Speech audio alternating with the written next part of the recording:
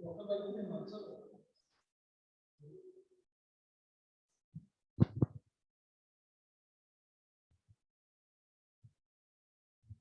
Morning students. आज हम लोग 5 बीकॉम कंप्यूटर एप्लीकेशंस की क्लास के अंतर्गत इवेंट मैनेजमेंट में एक नया टॉपिक स्टार्ट करने जा रहे हैं, जिसे हम लोग परमिशन फॉर इवेंट्स के नाम से जानते हैं।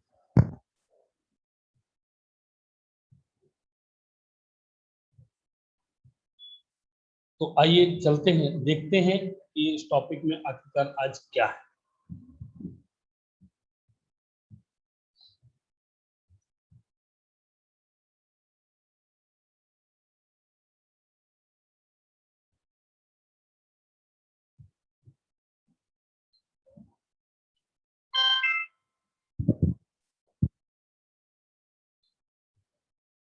Permission for events.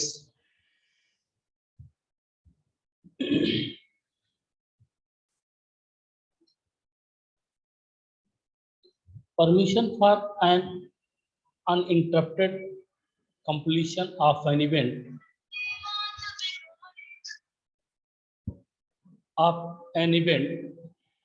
requires the following license and approvals from the local authorities.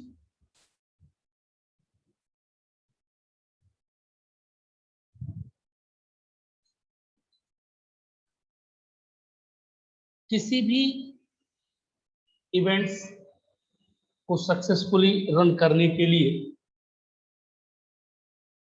बिना किसी रुकावट के वो सक्सेसफुली कंप्लीट हो सके, इसके लिए हमें स्थानीय अथॉरिटी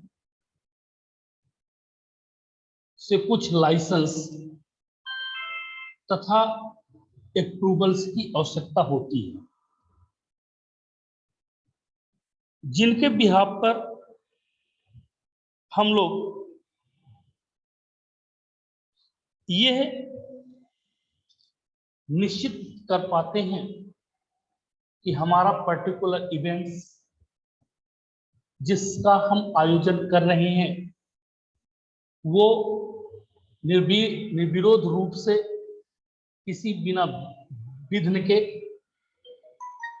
कंप्लीट हो सके। तो आइए देखते हैं कि वे कौन कौन सी लाइसेंस या अप्रूवल्स हैं जिन्हें हमें आवश्यकता पड़ती है। पहला है परमाइसेस लाइसेंस, मतलब जो परिसर या वेन्यू होता है, जो जगह होती है, उसे का लाइसेंस हमें लेना पड़ता है। A premises licence allows an event to carry all the licensable activities at the venue. किसी भी वेन्यू में, स्थान में हमें अलग अलग प्रकार के लाइसेंस की आवश्यकता पड़ती है। यदि वे लाइसेंस हमारे पास नहीं है तो हमें हमारे इवेंट्स को रन करने में प्रॉब्लम आ जाती है।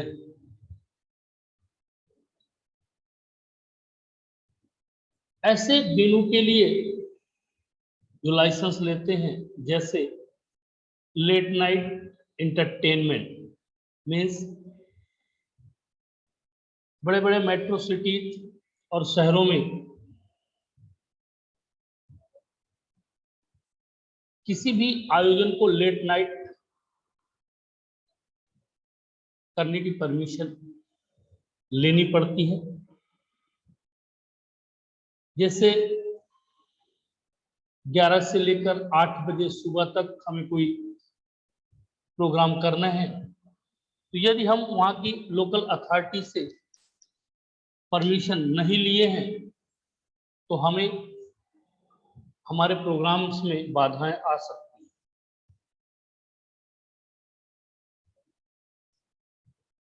लार्ज स्केल मतलब बड़े लेवल में हम इवेंट्स को ऑर्गेनाइज कर रहे हैं, जहां पर 500 से ज्यादा लोगों की आने की संभावना है। तो उसके लिए भी, क्योंकि किसी भी वेन्यू की एक अपनी कैपेसिटी होती है, और यदि हम उस कैपेसिटी के बाहर जाते हैं तो हमारे जो हमें लाइसेंस मिलता है वो हमारी कैपेसिटी के आधार पर मिलता है। यदि कैपेसिटी से अधिक लोग हो जाते हैं तो हमको प्रॉब्लम, वो जो भी रिक्वायरमेंट है वो बढ़ जाती है, तो इसके लिए भी हमें लाइसेंस की आवश्यकता पड़ती है। सेलिंग अल्कोहल मतलब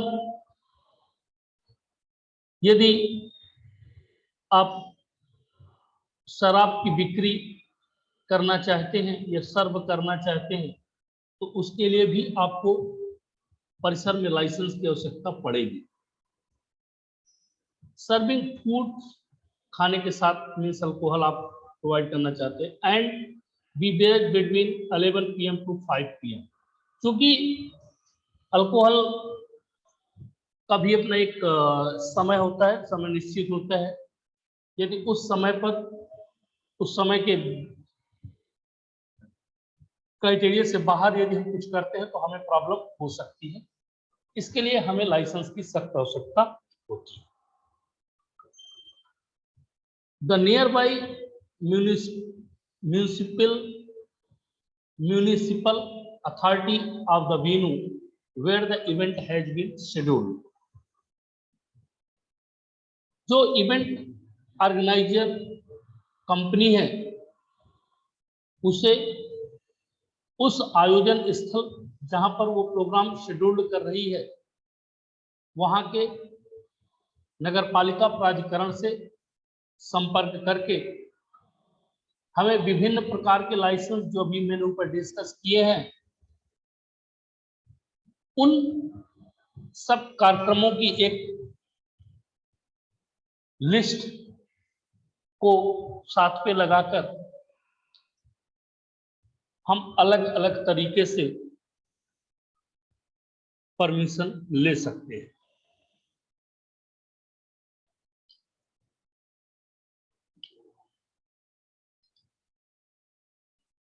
दूसरा है परफॉर्मेंस लाइसेंस मतलब प्रदर्शन लाइसेंस। परफॉर्मेंस लाइसेंस अलाउ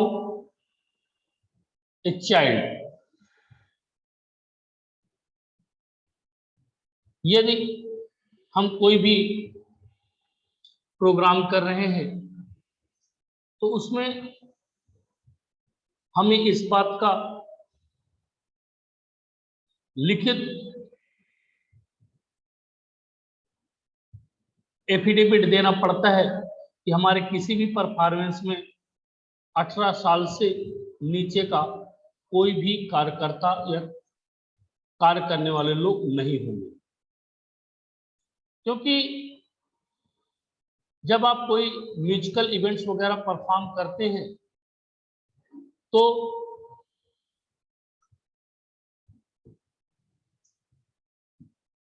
वहां पर बाल संवर्धन नियम के अनुसार 18 साल से नीचे किसी भी बच्चे को उससे बाल मजदूरी नहीं कराई जा सकती। तो उसके लिए भी यदि ऐसा कुछ होता है, क्योंकि म्यूजिकल इवेंट्स में कोई बच्चा परफॉर्म कर रहा है, परफॉर्मेंस है, तो इसके लिए भी आपको वहां की लोकल अथॉरिटी को इन्फॉर्म करना पड़ेगा।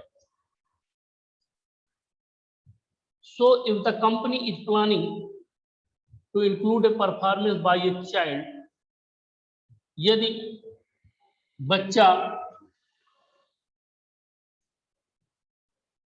के द्वारा कोई कंपनी परफॉर्मेंस करा रही है, तो who will be paid for, the company needs to apply for a performance license from the local authority।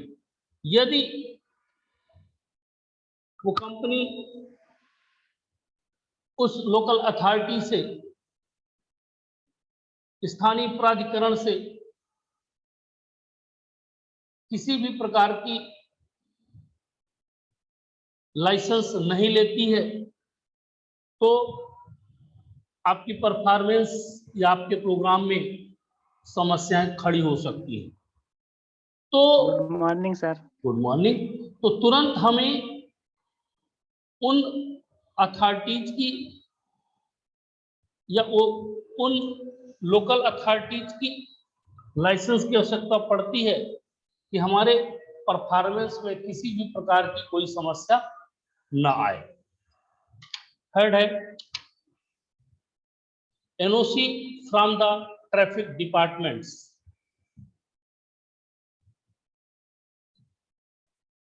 No objection certificate, हमें जो हमारा यातायात विभाग है, जहां पर हमारा वेन्यू है, वह स्थान है जहां पर हम आयोजन करने जा रहे हैं या आयोजन हमारा हो रहा है, उस जगह पर जाम की समस्या को दूर करने के लिए, क्योंकि आयोजन है तो जाम डेफिनेटली होगा, तथा साथ ही पार्किंग की सुविधा युक्त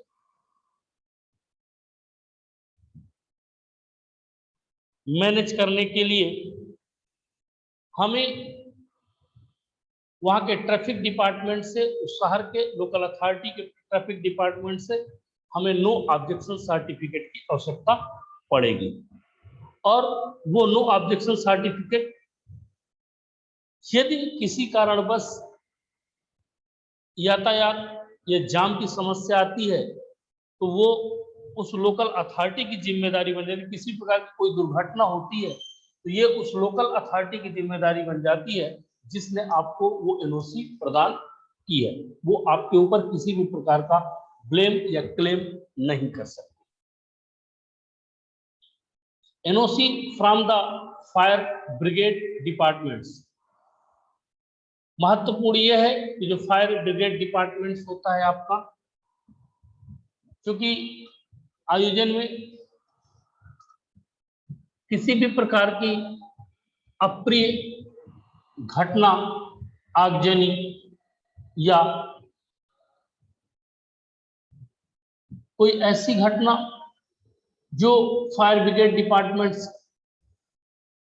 के अंतर्गत आती है, और यदि वो बिना परमिशन की होती है तो उसकी पूरी जिम्मेदारी इवेंट ऑर्गेनाइजर कंपनी, उस इवेंट वेन्यू के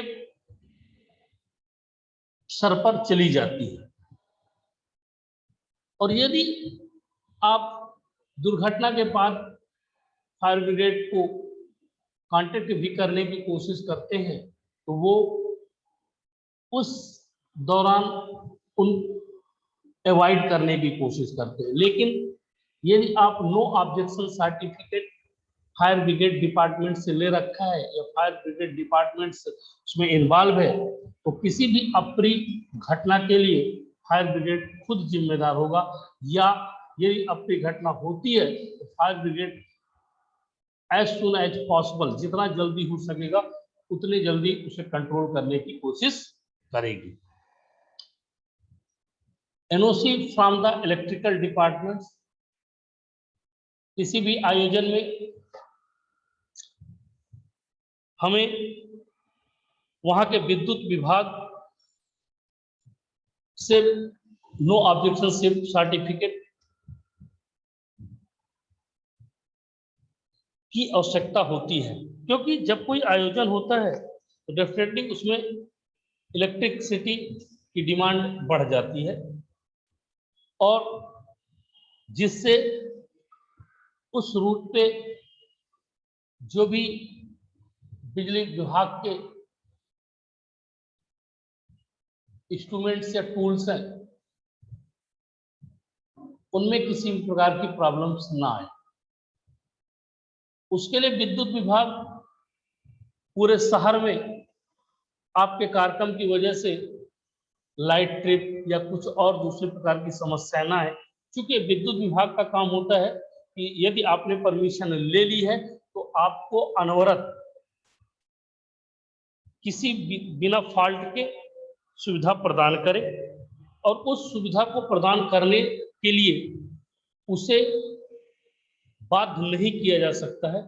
लेकिन यदि आप नो ऑब्जेक्शन सर्टिफिकेट ले लिया है उनसे, मीन्स उनने आपको परमिशन दे दी है कि आप बेहिचक जाइए अपना कार्यक्रम करिए और यदि उस दौरान किसी प्रकार की कोई समस्या होगी तो उस डिपार्टमेंट्स की पूरी जिम्मेवारी होगी। NOC from the health departments, मतलब स्वास्थ्य विभाग की एनओसी आवश्यक है। प्रोग्राम के दौरान किसी भी अप्रिय घटना, शारीरिक नुकसान या यदि कोई ज्यादा बड़ी घटनाएं होती हैं तो उसके लिए स्वास्थ्य डिपार्टमेंट आपका हमेशा तत्पर रहता है और वो आपको इस बात के लिए बताता है या इस बात के लिए प्रेरित करता है, समय समय पर उनकी टीम, उनके लोग ये जानकारी देते हैं कि यदि किसी भी प्रकार की कोई समस्या होती है तो उस समस्या का समाधान कैसे और किस तरह से किया जाए।